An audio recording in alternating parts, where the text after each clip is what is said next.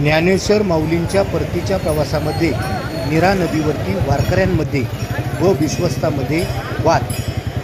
सुमारे अर्ध्या तासापूर्वी माऊलींच्या पादुकाचे रथाच्या मागील वारकऱ्यांना दर्शन न दिल्याने रथाच्या मागील वारकऱ्यांनी रथापुढे येऊन ठिय्या आंदोलन केले। यावेळी माऊलीच्या जयघोषात व टाळ वाजवत ते वारकरी अर्धा तास त्याच ठिकाणी बसून होते। सोहळ्याचे मालक व विश्वस्त याबाबत अरेरावीची भूमिका घेत वारकऱ्यांची समझोता न करता रथ तसाच पुढे नेण्याचा प्रयत्न करत होते। याला वारकऱ्यांच्याकडून प्रखर विरोध झाला।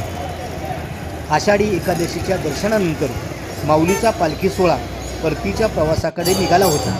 परतीच्या प्रवासात रथापुढे 27 तर रथामागे 350 दिंड्या असतात। काल पाडेगाव तालुका खंडाळा येथील मुक्काम आटपून आज सकाळी 9:15 वाजता नीरा नदीच्या पवित्र तीर्थ माऊलीच्या पादुकांना त्या ठिकाणी स्नान घालण्यात आले। यानंतर माऊलीचा पालखी सोहळा मालकांच्याकडून पादुका रथाकडे येत असताना प्रथेप्रमाणे रथाच्या पुढे 2 ओळी व रथाच्या मागे 2 ओळी वारकऱ्यांनी तयार केल्या होत्या।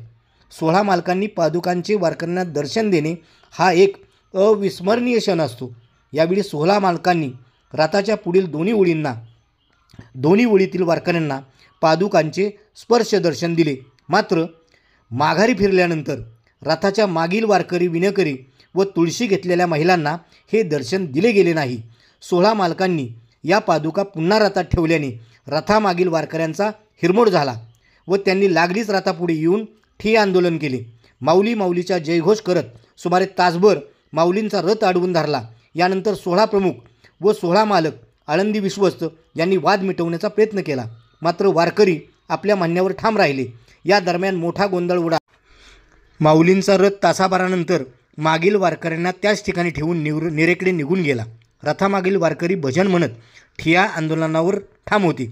तासाभरानंतर रथाच्या मागील वारकरी निषेध नोंदवत नीरा येथील दुपारच्या विसाव्याकडे निघाले। आजचा मुक्काम वाल्हे येथे होणार आहे।